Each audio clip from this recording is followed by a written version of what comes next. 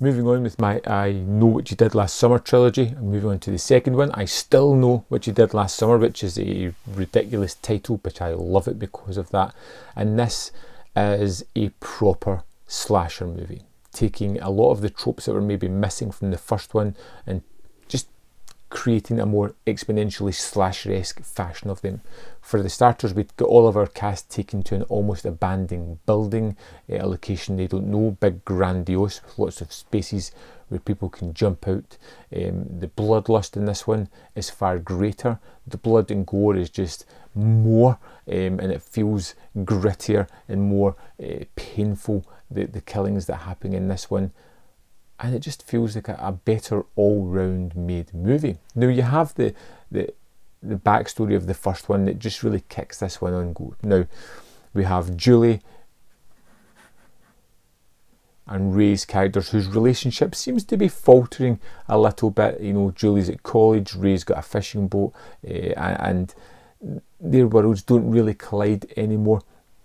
You've got the inclusion of two new characters. You've got Mickey Pfeiffer as Tyrell and Carla, played by Brandy Norwood, who are this couple who are just incredibly fun together. I particularly like Tyrell. I think he is an amazing character.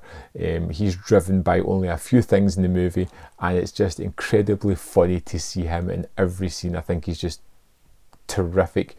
And they win a competition to go to a tropical island where they can have a July 4th weekend, and they get there and they turn out that this is off season and they're pretty much the only guests there, and of course the fisherman is there to take them down as well. Now there's wonderful performances from Jennifer Esposito, and we get Jack Black in a role as well. We get to see him being murdered, so that's always fun, and we just get an increase of the mystery in the tale here, and I really do like this one a lot. You have Julie, who is psychologically tortured by the events of the past two summers, you know, where she accidentally killed someone, where someone came back for revenge the next one, and she is constantly on edge, constantly seeing things, and her friends don't understand the ramifications of her full story, or if she's actually seeing these things, or if they're really happening.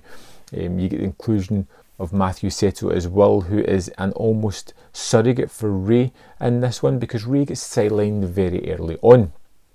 He ends up in hospital, he understands that the fisherman's back, and he's trying to get to his girlfriend. There is some jumps in the story as to how he figures out where she is, and how he gets there is completely bonkers. But I do like my little bit of crazy in my slasher movies as well. I liked all the characters here. I love the setting. I think it's wonderful. I even think the secondary characters are marvellous as well, and have their own kind of storyline going on too. The bloodlust, like I said, is far greater and shocking and comes out of nowhere. Particularly one of my favourite characters in the movie's deaths comes literally as a shock that I did not see coming. Even revisiting the movie, it still hits hard and is extremely just out of nowhere.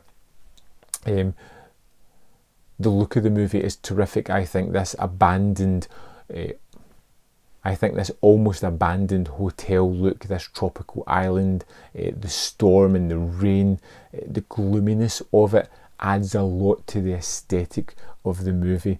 I think the comedic actions of Tyrell is just fun and adds a lot to it. There's a moment in a jacuzzi where everything's just going wrong for him, and he isn't very good at hiding that at all, and it's just funny. It's just a lot more polished and a lot more ingrained within the slasher subgenre, this one. I feel it's a movie that builds on the original and adds to it. There doesn't seem to be as much fat on this one as there is in the first one. Everything is leading towards a point, and the twist and turn in this one is perfectly fine, good, enjoyable. I would like to have seen a third one with all these characters, but unfortunately we didn't get that.